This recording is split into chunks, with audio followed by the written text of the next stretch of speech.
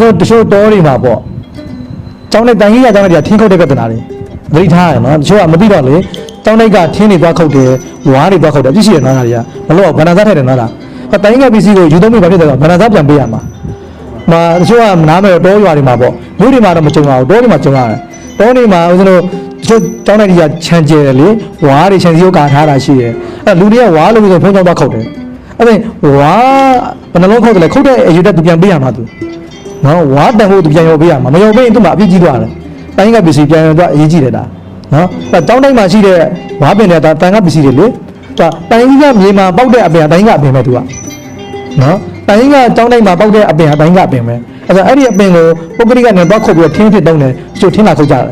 ချို့တော့ရတယ်မှာခဏခဏကြုံတယ်တောတောင်းနေဆိုရင်လေတောတောင်းနေဆိုရင်စင်းသားတက္ကရာမတွေကနားမလဲတော့ဖုံးကြောင်မတော်တစ်ပင်ပေါ်လဲဆိုဖုံးကြောင်မတစ်ပင်လာခုတ်ကြတယ်